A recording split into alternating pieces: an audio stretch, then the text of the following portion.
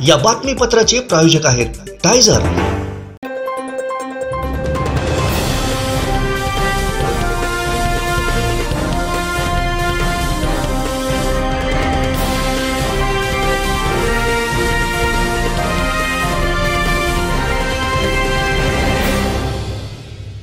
नमस्कार, आपण पाहताय कोकणचं नंबर 1 महा चॅनल कोकण साद लाईव्ह। बातमीपत्रात आपलं स्वागत। सुरुवात करूया हेडलाईन्सनं। हेडलाईन्सचे प्रायोजक आहेत टायझर, go royal with Oxford. Fly 91 ची पहिलीच विमान फेरी रद्द। शासनाच्या जीआर बाबत शिक्षक संघटना आक्रमक। आणि सिंधुदुर्गातील पहिली हॅव्हल्स ब्रँडची लॉयड गॅलरी कणकवली। हेडलाईन्सचे प्रायोजक होते टायझर, गो रॉयल विथ ऑक्सफर्ड। आता पाहूया सविस्तर बातम्या। आ आई येस ब ब बदक क क कणीदार, ख ख खमंग ग ग गोकुळ तू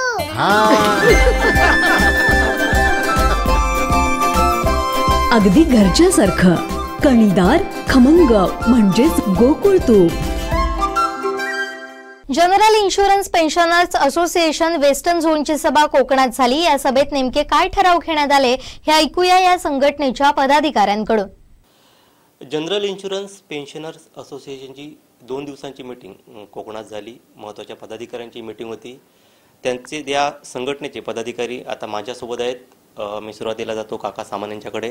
सर, काय सांगाल तुमच्या संघटनेबद्दल थोडीशी माहिती आम्हाला द्या। आमची संघटना ही general insurance pensioners association western zone म्हणून ओळखली जाते। ही 1995 मध्ये पेन्शन आल्याबरोबर आम्ही आमची निवृत्ती वेतनधारकांची संघटना स्थापन केली। या संघटनेमध्ये महाराष्ट्र, गुजरात, मध्य प्रदेश, छत्तीसगड आणि गोवा या सगळ्या राज्यातले निवृत्त कर्मचारी आमचे मेंबर आहेत। 1995 पासून आम्ही ही काम चालू केलेलं आहे। पेन्शनर्सचं वेलबिंग, पेन्शन त्यांचं सिक्युरिटी कशी होईल, हेल्थ इन्शुरन्स त्यांना कसं मिळेल, बाकीचे प्रॉब्लेम त्यांचे कसे सुटतील, ह्या मुद्द्यावरती आम्ही ही ऑर्गनायझेशन चालवली गेली आहे। त्याची 2009 साली ऑल इंडिया ऑर्गनायझेशनला आम्ही ॲफिलिएट केलं आणि तेव्हापासून आमची ही ऑर्गनायझेशन जोरात चाललेली आहे। पेन्शनर्स बरेचसे आमचे मेंबर झालेले आहेत, 12,000 मेंबर अजूनपर्यंत झालेले आहेत ऑनलाईन। आणि त्याची मीटिंग आम्ही इथे घेतली। कोकणामध्ये रिप्रेझेंटेशन पाहिजे, अवेअरनेस पाहिजे इन्शुरन्सचा, ह्याच्यासाठी मुद्दाम आम्ही कोकण एरियामध्ये येऊन ह्या ठिकाणी आम्ही मीटिंग घेतलेली आहे। आमचे काही पेन्शनर्स इथे काम करणारे आहेत, ते सुद्धा इकडे आले होते, त्या मीटिंगला हजर झाले, त्यांनी मीटिंगमध्ये भाग घेतला। आणि आमची इच्छा आहे की हा इन्शुरन्सचा जो नॉन लाईफ आहे तो हा इन्शुरन्स सगळीकडे पसरावा, कारण ह्याच्याशिवाय दुसऱ्याला मार्ग नाही। आता हेल्थ इन्शुरन्सशिवाय आपल्याला मार्ग नाही, हेल्थ इन्शुरन्स घेतलाच पाहिजे। आणि म्हणून आम्ही ह्या ऑर्गनायझेशनचा मुद्दाम अवेअरनेस आणण्यासाठी या ठिकाणी येऊन मीटिंग घेतलेली आहे। आपल्यासोबत दुसरे सर आहे। सर, ते म्हणाले तशी मुद्दाम कोकणात ही तुम्ही सभा घेतली, कसा होता सभेला प्रतिसाद आणि उद्देश नेमका काय होता कोकणात सभा घेण्यामागे आणि एकंदरीत काय ठरलं? मी general insurance pensioners association western झोनचा सेक्रेटरी विलास सावंत बोलतो आहे। या मुख्य उद्देश होता जो आमचा की ही जी मीटिंग होती ती प्रामुख्याने GC मेंबर्सची मीटिंग होती, गव्हर्निंग काउन्सिल मेंबर जे होते त्यांची मीटिंग होती। आणि ती मीटिंग ठेवण्याचा एक मुख्य उद्देश होता की आमचे जे हे कार्यकर्ते आहेत, आमच्या मीटिंग्स वेगवेगळ्या ठिकाणी होत असतात, कारण डिसेंबरमध्ये 8 तारखेला मुंबईत देखील झाली होती, त्याच्या अगोदर पुण्याला ओपन झाली होती। त्याचा मुख्य उद्देश इथे होता की या कोकणासारख्या निसर्गरम्य ठिकाणावर लोकांमध्ये अवेअरनेस आणण्यासाठी ही मीटिंग आम्ही घडवून आणली। त्याच्यासाठी 2 महिन्यापासून आम्ही प्रयत्न करत होतो। उद्देश मुख्य एकच आहे की आमचे जे कार्यकर्ते आहेत त्यांना ह्या आपल्या प्रश्नांविषयी मुख्य जसं काका सामंतजींनी सांगितलं की जे आमचे विविध प्रश्न आहेत, फॅमिली पेन्शन असो, मेडिक्लेम असो, त्याच्याबद्दल जागृत करण्यासाठी आणि ॲक्टिव्ह भविष्यातल्या ज्या आमच्या एज्युटेशन्स आणि लढ्यासाठी तयार राहण्यासाठी आम्ही जागृत करतो आणि त्यांना एक प्लॅटफॉर्म तयार करून दिला आहे की तिथे चर्चा घडवून आणावी, अशा उद्देशाने मी हा वेळोवेळी प्रयत्न करत असतो। और एक आमच्यासोबत अजून पदाधिकारी आहेत सर, कल की मीटिंग का रिस्पांस कैसा रहा और क्या तय हुआ कल के मीटिंग में, क्या रिजोल्यूशन हुए? मीटिंग एक्चुअली 2 दिन का था, कल था, आज था। मैं U Banerjee, general secretary general insurance pensioners all India federation से मैं बोल रहा हूँ। तो हमारा कल का मीटिंग जो था उसमें हम लोग ज़्यादा से ज़्यादा चर्चा किया था। हमारा ही जो काउंसिल मेंबर है गवर्निंग काउंसिल का, उनको कुछ बेसिक इन्फॉर्मेशन पहले शेयरिंग करने के लिए हम लोग कल का एजेंडा हमारा था वो किया था। आज बहुत कुछ रेजोल्यूशन, कम से कम 18-20 रेजोल्यूशन हम लोग आज हाउस पास किया है, अप्रूवल किया है। उसमें पहले मुद्दा है हमारा फैमिली पेंशन का इशू है। 15% जो फैमिली पेंशन अभी मिल रहा है उसको बढ़ोतरी बैंक में भी हो गया 30%, हमारा LIC में हो गया 30%। हम लोग खाली फाइनेंशियल इंस्टीट्यूशन में बाकी है जिसको अभी तक 15% दिया है। सेकंड मुद्दा जो है हम लोग का अभी भी बेसिक का जो बढ़ोतरी होना चाहिए, सेंट्रल गवर्नमेंट में जैसा पेंशन हर 10 साल में पे कमीशन का रिकमेंडेशन में बढ़ता है, हमारा इधर ऐसा कुछ बढ़ोतरी 1995 से आज 2024 बेसिक पेंशन जिसको उस टाइम में 500 था, आज भी उसका वही 500 ही बेसिक है, वो बढ़ोतरी हुआ नहीं है। वो हमारा रेजोल्यूशन पास किया गवर्नमेंट को ऊपर, हम लोग ये दूंगा मिनिस्ट्री ऑफ फाइनेंस में। तीसरा जो है मुद्दा हम लोग का जो पब्लिक सेक्टर जो 4 कंपनी है, हम लोग ये चाहता हूँ जो उसको एक कॉरपोरेशन बनाने के लिए लाइक LIC, जिसमें हमारा ये जो पब्लिक सेक्टर का जो कंपनीज आज लॉस में चल रहा है, इनका सॉल्वेंसी मार्जिन जो जरूरत है, जरूरत से भी बहुत कम नीचे चला गया, उसको अगर ऊपर लाने का ये मार्केट जो चल रहा है प्राइवेट का, इसका अंदर बिजनेस का जिस तरह से एग्रेसिव मार्केटिंग हो रहा है, उसमें प्राइवेट का शेयर आज 70% के ऊपर चला गया और ये 4 कंपनी ओनली 30% है। उसको पब्लिक सेक्टर में अगर एक कंपनी रहेगा तो शायद हम लोग ये 30% का जगह में हम अगले 2-3 साल में 50% भी कर सकता है, आगे बढ़ सकता है। आपस में हमारा जो प्रीमियम का कंपटीशन होता है, हम लोग आपस में 3 कंपनी रेट देता है, उसमें एक दूसरे का नुकसान करा रहा है, ये बंद हो जाएगा। चौथे हम लोग का जो और भी इम्पोर्टेंट मुद्दा जो सब था, एक तो हमारा सीनियर सिटीजन का भी हम लोग का कुछ राइट्स है, इसको हम इसमें देखेगा we are all senior citizen, हमारा भी कुछ राइट है। जैसा नेशनल पॉलिसी जो है सीनियर सिटीजन का 1994 का, हम लोग डिमांड करता है सेंट्रल गवर्नमेंट ने जो स्कीम जो बनाया है सीनियर सिटीजन का, उसको इम्प्लीमेंट होना चाहिए, उसका बेनिफिट सबको मिलना चाहिए। सीनियर सिटीजन का जो रेलवे का कंसर्न GST जो हमारा इंश्योरेंस में प्रीमियम में 18% हेल्थ इंश्योरेंस में प्रीमियम के ऊपर 18% लागू होता है। हम चाहता है गवर्नमेंट जब भी हेल्थ के ऊपर इतना इम्पोर्टेंस दे रहा है, सभी नागरिक को दे रहा है, सुविधा दे रहा है, 18% बहुत ज़्यादा हो जाता है, उसमें कंसेशन देना चाहिए। हम लोग को भी, हम लोग सभी लोग हेल्थ का प्रीमियम कवर लेता हूँ पॉलिसी, उसमें अगर GST कम करना चाहिए, इसके बारे में भी रेजोल्यूशन लिया है। हम चाहता है जो हम लोग को सीनियर सिटीजन का जैसा महाराष्ट्र गवर्नमेंट ने कुछ सुविधा दिया है, ST बस में जो लोग 75 हो गया उसको फ्री में उसका प्रवास कर सकता है, तो रेलवे में कंसेशन देता था सीनियर सिटीजन को, वो लोग उस टाइम में रेलवे जेंट्स को 40%, सीनियर सिटीजन को, वुमेन को 50% दे रहा था। कोविड को बाद उसको बंद कर दिया कोविड का टाइम से, और बाद में बोल रहा है मिनिस्ट्री गवर्नमेंट जो ये कॉस्ट बहुत कॉस्ट ज़्यादा हो जाता है, ये हम लोग से देना नहीं चाहिए। बट हमारा सीनियर सिटीजन का जो राइट्स है वो फिर से रेस्टोर करने के लिए हम भी ये रेजोल्यूशन आज ये मीटिंग में पास किया है। हमारा और भी छोटा छोटा मुद्दा जो है NPS का जो है, जो न्यू पेंशन सर्विस का जो पॉलिसी है, वो NPS को हम लोग चाहता हूँ जो 2010 के बाद हमारा इंडस्ट्री में जो जितना एम्प्लॉयमेंट हुआ ये लोग NPS में चला गया। हम चाहते हैं जो वो लोग को भी हमारा 1995 का जो ओल्ड पेंशन स्कीम बोलता है, उस पेंशन स्कीम का उसका अंदर उसको वो लोग को भी लेना चाहिए। ये मेन ये मुद्दा आज का रेजोल्यूशन हम लोग सभी हाउस का जितना काउंसिल मेंबर इनानिमसली अप्रूव किया। ये रेजोल्यूशन हम लोग हमारा जो 4 कंपनी का जिप्सा का बोर्ड है चेयरमैन उनको फॉरवर्ड करेंगे, उसका 4 कंपनी का चेयरमैन को देंगे। हमारा जो डिपार्टमेंट ऑफ फाइनेंशियल सर्विस है उधर की कंट्रोल करता है, उधर भी कॉपी देंगे और मिनिस्ट्री ऑफ फाइनेंस में भी हम लोग भेजेंगे। आपने अभी जीएसटी का मुद्दा आपने किया, तो जीएसटी प्रीमियम पे कम करके मुनाफा कंपनी को हो सकता है कि क्या? नहीं, कंपनी को तो मुनाफा होता ही नहीं है इसमें। तो ये पैसा आपको मालूम है जीएसटी का 18% मीन 9% स्टेट 9% सेंट्रल ऐसा डिवाइड होता है। इसमें कुछ प्रीमियम बढ़ सकता है क्या? प्रीमियम नहीं बढ़ेगा, इसमें राहत मिलता है। जो पॉलिसी होल्डर होता है उसको राहत होता है, उसका प्रीमियम कम हो जाता है। हमारे पास आज 100 रुपये का प्रीमियम होएगा, जीएसटी 18% 118 होता है। अगर जीएसटी को माफ कर देंगे तो 100 रुपीज में 1 पॉलिसी मिलेंगे, 18 रुपये सस्ता हो जाता है। ये इसका हमारा डिमांड है। जो खाली हेल्थ पॉलिसी जो है आम जनता को सुविधा के लिए, क्योंकि लोग हमारे देश में आज गरीब बहुत है, तो उसका ये जो बोझ हो जाता है 18% और ये तो उसको कम से कम ये पर्टिक्युलर राहत मिल रही है। अजून एक पदाधिकारी आहेत आमच्यासोबत।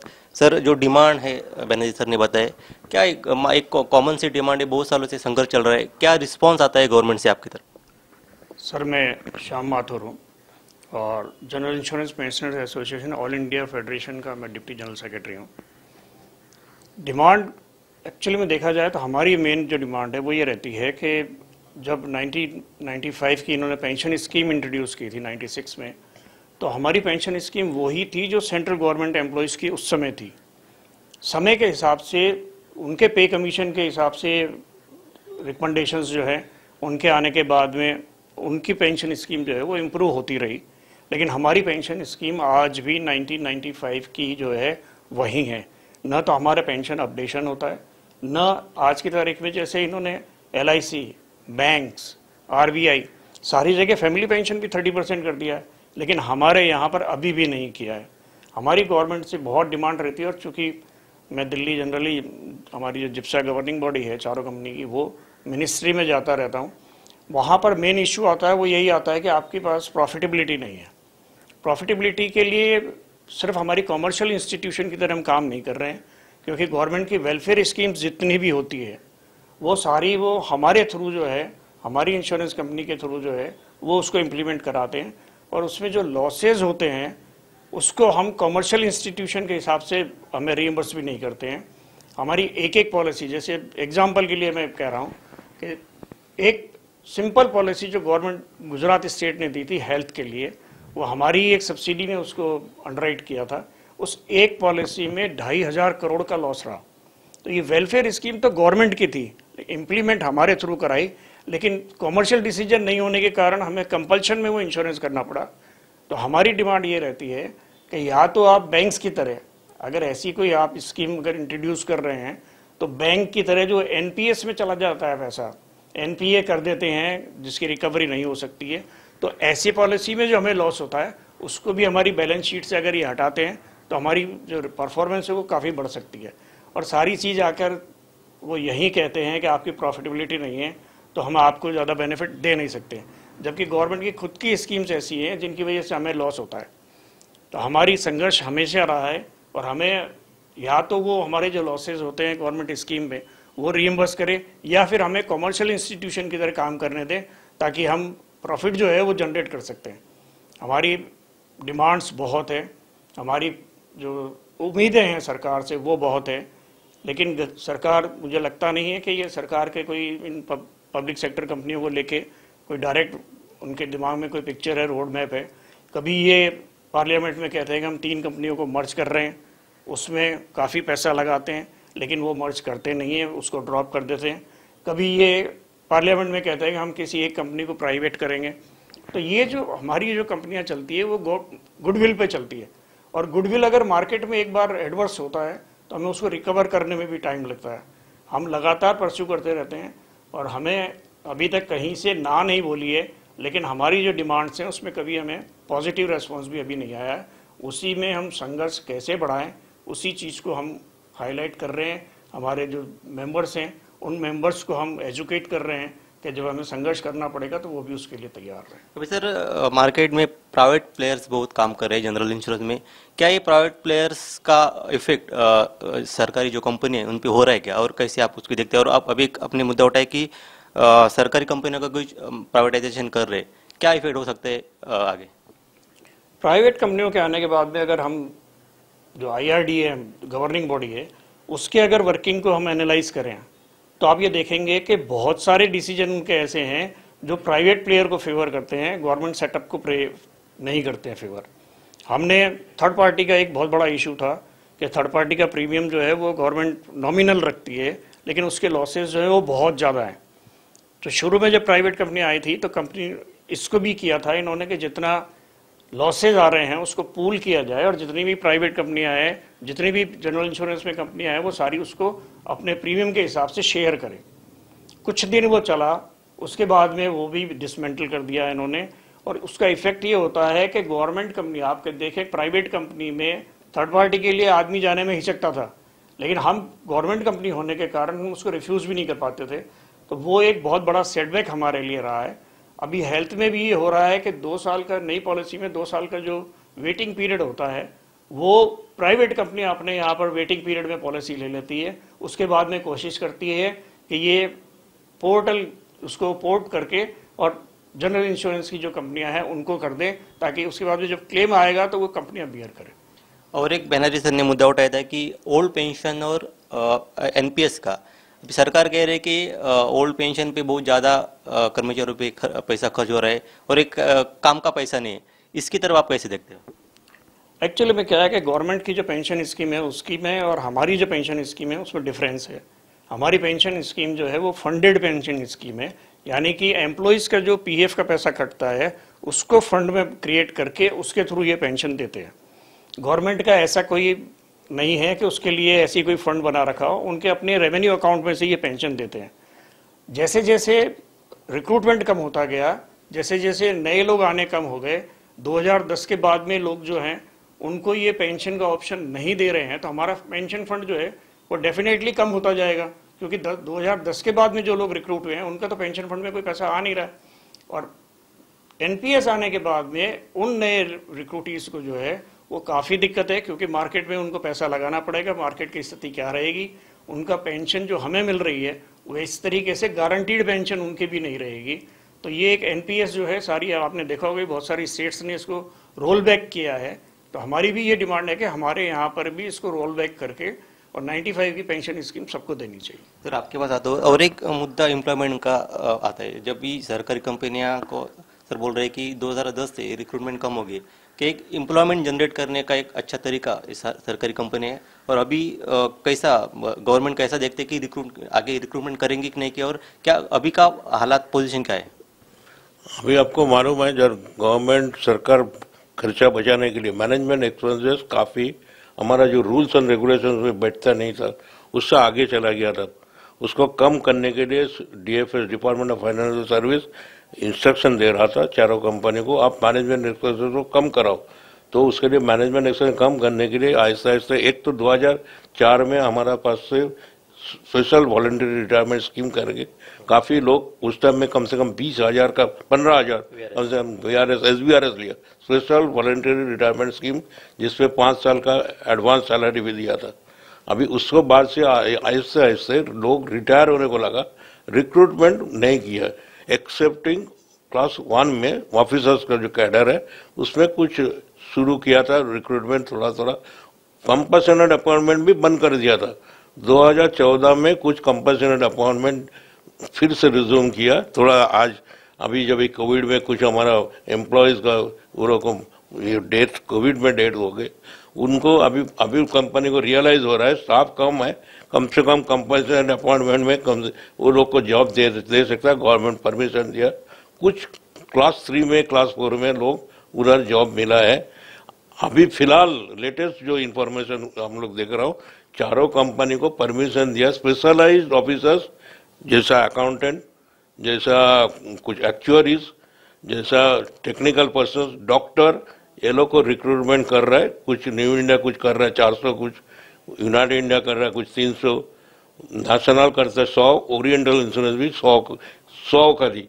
तो थोड़ा सा अभी रियलाइज हो रहा है जो कंपनी को अगर बचाने का है तो कुछ ना कुछ उसको इंडक्शन का ज़रूरत है, स्पेशलाइज पर्सन का ज़रूरत है। तो वो हिसाब से गवर्नमेंट परमिशन दिया है। रिक्रूटमेंट कुछ हार्डली में भी 5% ये रिक्रूटमेंट शुरू किया है। आगे शायद कुछ इम्प्रूवमेंट होएगा। ऑल द 4 चेयरमैन एक्सपेक्ट करता है परफॉर्मेंस 2023-24 का बेटर होएगा। 4 company will be definitely showing some improvement in their financial position. तो वो हिसाब से शायद in future recruitment even in the cadre of class 3, 4 तो नहीं किया एवरेज, क्लास 3 में एटलीस्ट जो असिस्टेंट सीनियर असिस्टेंट में उसका शायद भर्ती करेंगे इन फ्यूचर, इतना उम्मीद करता हूँ, subject to improvement in the performance financial. आमचे दिवसभरातले सर्व अपडेट्स, ताज्या घडामोडी आणि थेट लाईव्ह पाहण्यासाठी सबस्क्राईब करा, लाईक करा कोकणचं नंबर 1 महा चॅनल कोकण 7 लाईनचं YouTube चॅनल।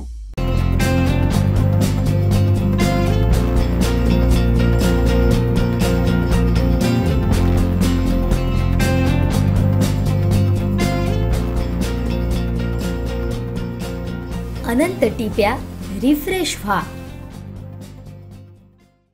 महाराष्ट्र शासनानं राज्यात 150 पटसंख्येच्या वर मुख्याध्यापक पद लागू करण्याचा नवीन जुआर आणलाय। त्यामुळे माध्यमिक शिक्षक हे आता मोठ्या प्रमाणात अतिरिक्त ठरणार आहेत। या भूमिकेबाबत सिंधुदुर्ग जिल्ह्यातील शिक्षक संघटना आक्रमक झालाय। सर 15/3/2024 रोजी शिक्षण विभागाकडून एक नवीन जीआर आला आहे आणि तो जीआर इतका घातक आणि आपल्या सिंधुदुर्ग जिल्ह्यासाठी मारक आहे। कारण आपला हा सिंधुदुर्ग जिल्हा आहे, हा ग्रामीण भाग आहे, डोंगरी भाग आहे आणि पहिला नियम कसा होता की 50 जर विद्यार्थी पटसंख्या असेल 100 पटसंख्या असेल तर मुख्याध्यापक पद त्या ठिकाणी मंजूर। आणि आता जो नवीन जीआर आला त्या जीआरमध्ये असं आहे की 150 विद्यार्थी संख्येपेक्षा जास्त विद्यार्थी असतील तरच मुख्याध्यापक पद राहील, नाहीतर मुख्याध्यापक पद राहणार नाही।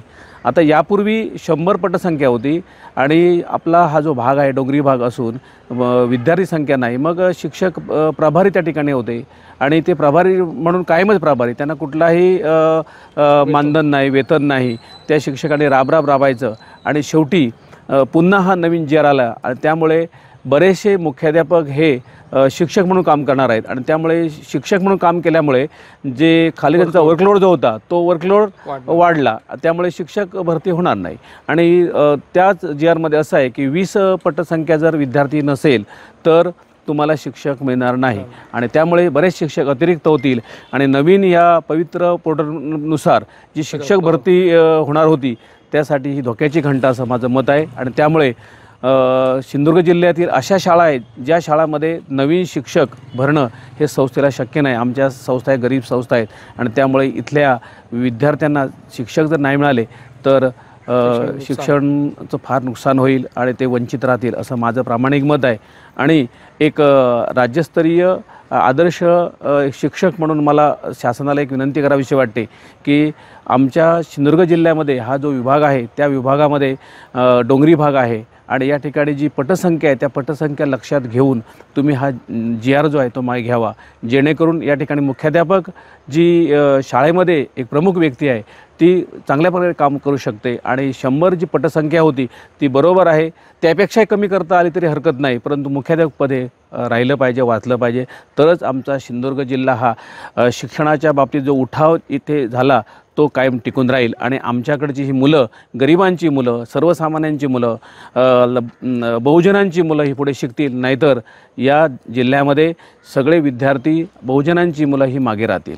आता सर मला असं वाटतं म्हणजे देवगड तालुक्यामध्ये एक 4-5 शाळा फक्त राहतील मोठ्या, बाकी त्या ठिकाणी मुख्याध्यापक राहतील। उदाहरणार्थ एक Devgad high school, Jamsande high school, Talebazar high school, Shirgaon high school आणि पडेल हायस्कूल या शाळेमध्येच फक्त विद्यार्थी संख्या ही चांगली आहे आणि बाकी शाळांमध्ये बहुतांशी कधी कुठे 50 आहे, कुठे 100 आहे, 150 आहे, 200 आहे आणि हळूहळू ही संख्या कमी जर झाली तर त्या ठिकाणी मुख्याध्यापक पद राहणं शक्य वाटत नाही। शाळा आमच्या तालुक्यामध्ये 28 आहेत आणि त्यापैकी फक्त 5-6 शाळांमध्ये मुख्याध्यापक राहतील असं मला तर म्हणावंच वाटतं की ही दडपशाहीच आहे। कारण आम्हाला बोलता येत नाही ना, आम्हाला बोलता येत नाही, आम्हाला उपोषण करता येत नाही, आम्हाला मोर्चा काढता येत नाही आणि त्यासाठी आमच्या जिल्ह्यातील आमचे पालकमंत्री हे भूमिपुत्र आमचे या ठिकाणचे आहेत आणि त्यांना या जिल्ह्याची संपूर्ण भौगोलिक स्थिती माहिती आहे। शिक्षण मंत्री आहेत इथले आमचे भूमिपुत्रच आहेत, माननीय दीपकभाई केसरकर इथलेच आहेत, त्यांना सगळी वस्तुस्थिती माहिती आहे। आणि आमचा हा जो जिल्हा आहे हा ग्रामीण आहे, डोंगरी आहे आणि इथली पटसंख्या त्यांना सगळं माहीत आहे आणि तरी असूनही हा जो जाचक GR काढला आहे तो अतिशय अन्यायकारक आहे असं माझं प्रामाणिक मत आहे। आमचे दिवसभरातले सर्व अपडेट्स, ताज्या घडामोडी आणि थेट लाईव्ह पाहण्यासाठी सबस्क्राईब करा, लाईक करा कोकणचं नंबर 1 महा चॅनल कोकण 7 लाईव्हचं YouTube चॅनल। आ आ आई येस ब ब बदक क क कणीदार ख ख खमंग ग ग गोकुळतू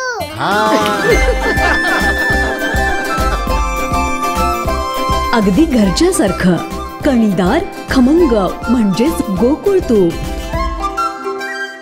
सिंधुदुर्गातील चिपी विमानतळावरून देशांतर्गत विमानसेवा देणाऱ्या फ्लाय 91 या विमान कंपनीची हैदराबादला जाणारी विमानाची पहिलीच फेरी रद्द करण्याची नामुष्की विमान व्यवस्थापन प्रशासनावर आली आहे। विशेष म्हणजे तब्बल 1 तासाहूनही अधिक वेळ हैदराबादला जाण्यासाठी 50 प्रवाशांना घेऊन टेक ऑफ घेण्याच्या तयारीत असलेलं फ्लाय 91 कंपनीचं विमान हवेत न झेपावताच ते विमान पायलटनं माघारी घेत पॅसेंजर टर्मिनल समोर आणून उभं केलं। प्रवाशांना खाली उतरवून ती फेरी रद्द केल्याचं व्यवस्थापन प्रशासनानं जाहीर केलं। त्यानंतर अर्ध्या तासानं आपल्या 10 ते 15 स्टाफना घेऊन ते विमान मोपाच्या दिशेने रवाना झाले। हवेच्या वाढत्या दाबामुळे विमान टेक ऑफ घेऊ शकलं नसल्याचं कारण कंपनीच्या व्यवस्थापन प्रशासनाकडून देऊन वेळ मारून नेण्यात आली। मात्र उपलब्ध माहितीनुसार त्या नियोजित विमान व्यवस्थापनाकडून चुकीचा रूट टाकण्यात आला होता। त्यामुळे ऐनवेळी कंपनीला प्रवाशांनी भरलेलं विमान रद्द करण्याची नामुष्की ओढावल्याचं समजतंय। आमचे दिवसभरातले सर्व अपडेट्स, ताज्या घडामोडी आणि थेट लाईव्ह पाहण्यासाठी सबस्क्राईब करा, लाईक करा कोकणचं नंबर 1 महा चॅनल कोकण 7 लाईव्हचं YouTube चॅनल।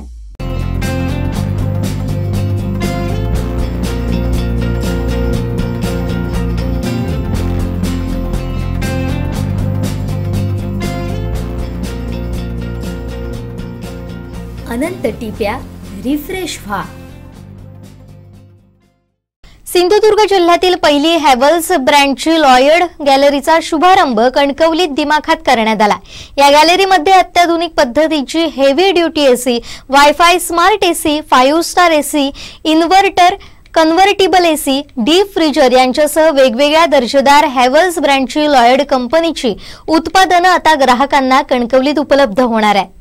वाढत्या गरमीत आपल्या घरात, ऑफिसमध्ये एसी बसवावा असं सगळ्यांनाच वाटतं, मात्र त्यामुळे वाढणाऱ्या बिलाचाही ताप असतोच।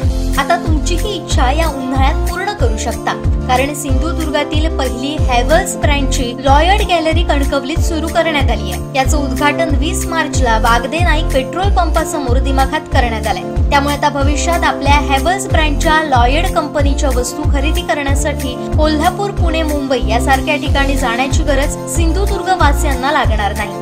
कमी वीज बिल येण्यासाठी 5 स्टार एसी तसेच 4 स्टार, 3 स्टारची पूर्ण रेंज आपल्याला या गॅलरीमध्ये उपलब्ध करून देण्यात आली आहे। तसेच एखादी वस्तू विकल्यानंतर त्याची सेवा आपल्याला मिळावी त्यासाठी सेल आफ्टर सर्व्हिस आणि रिपेअरिंग देखील याच गॅलरीकडून देण्यात येणार असल्याचं विश्वासानं आमच्याकडे येऊन खरेदी करावी असं आवाहन RY एंटरप्राइजेसच्या वतीनं करण्यात आलंय। यावेळी regional manager Prashant Kumar, area sales manager Sagar Wani, gallery व्यवस्थापक रोहित येंडे आणि सखाराम येंडे उपस्थित होते।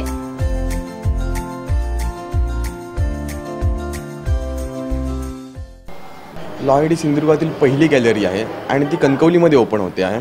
इथे आम्ही सेल्स तर देणारच आहोत, त्याबरोबर रिपेअर, सर्व्हिस आणि AMC असेल।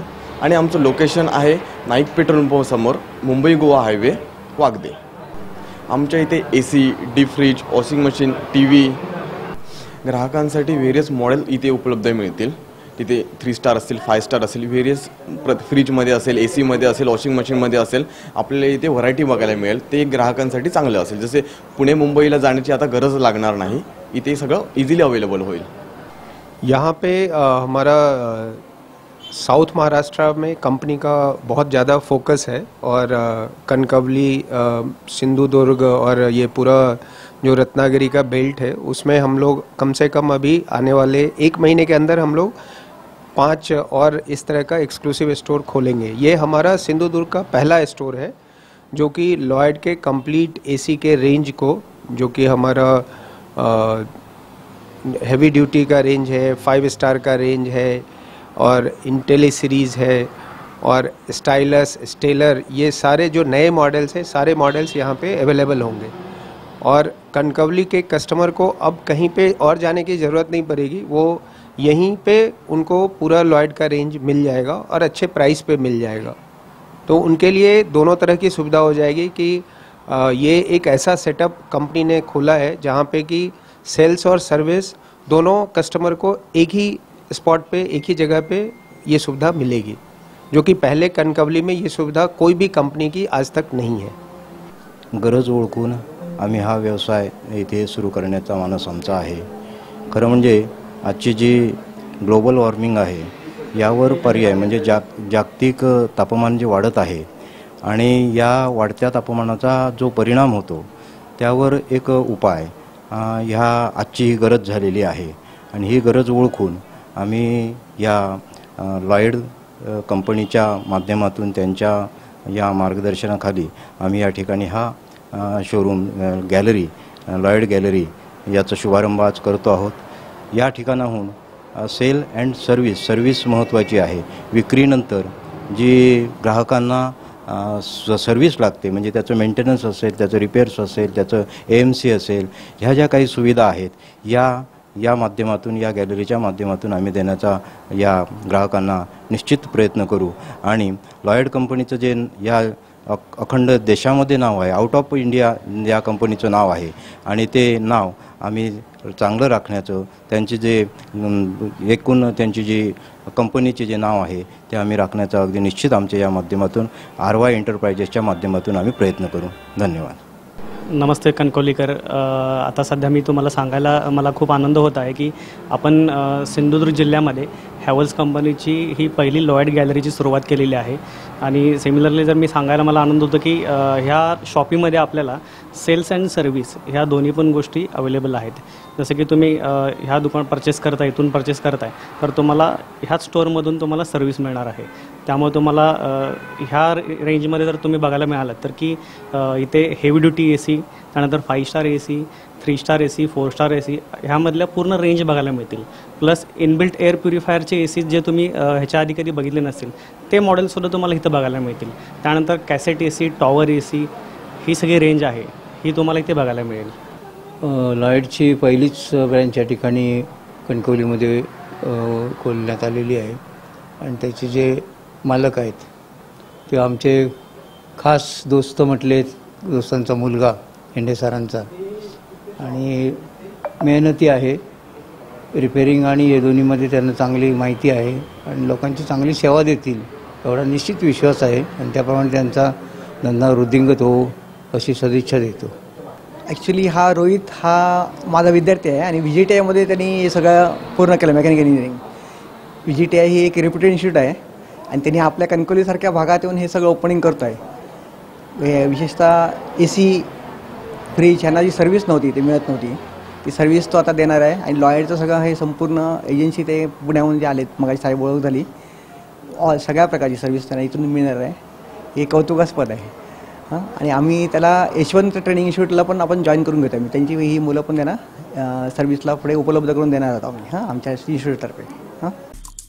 आमचे दिवसभरातले सर्व अपडेट्स, ताज्या घडामोडी आणि थेट लाईव्ह पाहण्यासाठी सबस्क्राइब करा, लाईक करा कोकणचं नंबर 1 महा चॅनल कोकण 7 लाईनचं YouTube चॅनल।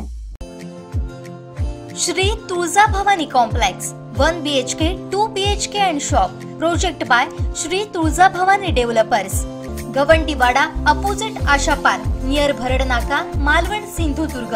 आपल्या स्वप्नातील घर प्रत्यक्षात। Contact details for booking. Lok Sabha निवडणुकीमध्ये जास्तीत जास्त मतदारांनी मतदान प्रक्रियेत सहभागी व्हावं यासाठी निवडणूक प्रशासन विभागाकडून मतदारांमध्ये जनजागृती मोहीम राबवली जाते। कणकवली तालुक्यात मंगळवारपासून प्रत्येक शाळांमध्ये जनजागृती फेरी, पथनाट्य, दिव्यांग मेळावे आयोजित केले जातात। त्याचाच एक भाग म्हणून मंगळवारी सायंकाळी तहसीलदार कार्यालयामध्ये मतदान माझा हक्क आहे, मी मतदान करणारच अशा टॅगलाईन खाली आम्ही कणकवलीकर आणि पत्रकार बांधवांच्या उपस्थितीत सह्यांची मोहीम राबवण्यात आली। लोकसभा सार्वत्रिक निवडणूक 2024च्या अनुषंगाने आपल्या कणकवली विधानसभा मतदारसंघातील सर्व मतदारांनी मतदान करावं या अनुषंगाने स्वीप ॲक्टिव्हिटीजचं अंमलबजावणी चालू आहे। त्याचाच एक भाग म्हणून सर्व मतदारांनी मतदान करणारच असं आव्हान या ठिकाणी आम्ही करतो। यासाठी आम्ही कणकवली आणि कणकवलीतील सर्व पत्रकार बंधूंना या ठिकाणी आम्ही बोलवले। त्यांच्या हस्ते एक स्वाक्षरीची मोहीम चालू करून या कार्यालयामध्ये येणाऱ्या सर्व मतदारांना या ठिकाणी स्वाक्षरी करून आपण मतदान करणारच आहोत अशी शपथ या ठिकाणी देण्यात येत आहे। भारत निवडणूक आयोगाच्या सूचनेनुसार यावेळच्या मतदानामध्ये मागील मतदानापेक्षा किमान 10% अधिकची मतदानामध्ये वाढ व्हावी या अनुषंगाने स्वीपच्या ज्या विविध ॲक्टिव्हिटीज राबवण्यात येत आहेत त्यामध्ये रॅलीज आहेत, प्रभात फेऱ्या आहेत, महिला मेळाव्या आहेत, दिव्यांगांचे मेळावे आहेत, ते घेण्यात येत आहेत। आणि त्याचाच एक भाग म्हणून आज तहसील कार्यालयामध्ये आपण सह्यांच्या मोहिमेच्या अनुषंगानं स्वीपची ॲक्टिव्हिटी या ठिकाणी पार पाडत आहोत। लोकसभेच्या निवडणुका जाहीर झालेल्या आहेत। मतदारांमध्ये जनजागृती व्हावी आणि जास्तीत जास्त नागरिकांनी मतदान करावं यासाठी सर्वच पातळीवर प्रयत्न चाललेले आहेत। आज कणकवली तालुक्यात तहसील कार्यालयामध्ये प्रांत अधिकारी, तहसीलदार आणि निवडणूक निर्णय अधिकारी यांच्या समवेत आम्ही कणकवलीकर या स्वयंसेवी संघटनेच्या सदस्यांनी, पत्रकारांनी आणि वेगवेगळ्या क्षेत्रातील मान्यवरांनी प्रतिकात्मक या मोहिमेला पाठिंबा दाखवण्यासाठी तहसील ऑफिसमध्ये ठेवलेल्या फलकावर आपल्या स्वाक्षऱ्या करून मी मतदान करणारच आणि मतदान करायला प्रवृत्त करणारच अशा प्रकारच्या संहितेचं पालन केलेलं आहे। आणि प्रत्येकाने शपथ घेतलेली आहे की आपण आता उरलेल्या 25-30 दिवसामध्ये येणाऱ्या प्रत्येक नागरिकाला मतदान करणं कसं महत्त्वाचं आहे हे पटवून देऊन त्याला मतदानाला प्रवृत्त करू आणि जास्तीत जास्त मतदान होण्यासाठी आम्ही सर्वांनी प्रयत्न करायचा ठरवलेला आहे आणि त्याप्रमाणे आम्ही प्रयत्न करणार आहोत। आमचे दिवसभरातले सर्व अपडेट्स, ताज्या घडामोडी आणि थेट लाईव्ह पाहण्यासाठी सबस्क्राइब करा, लाईक करा कोकणचं नंबर 1 महा चॅनल कोकण 7 लाईनचं YouTube चॅनल।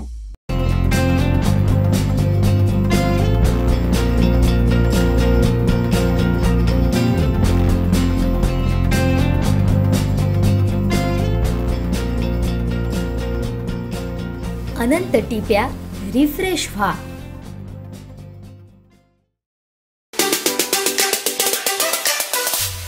खासदार विनायक राऊतांना मनसे आणि राजसाहेबांवरती बोलण्याचा कुठलाही अधिकार नाही आहे।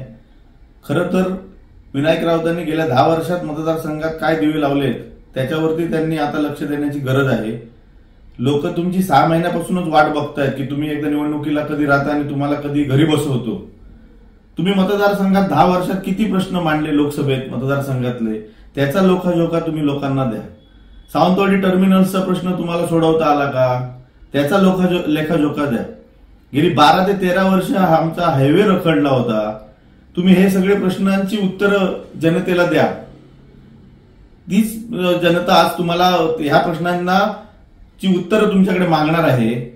किती योजना तुमच्या कार्यकर्त्यांनी केंद्र शासनाच्या या ठिकाणी राबवल्या या सर्व प्रश्नांची उत्तरं द्या।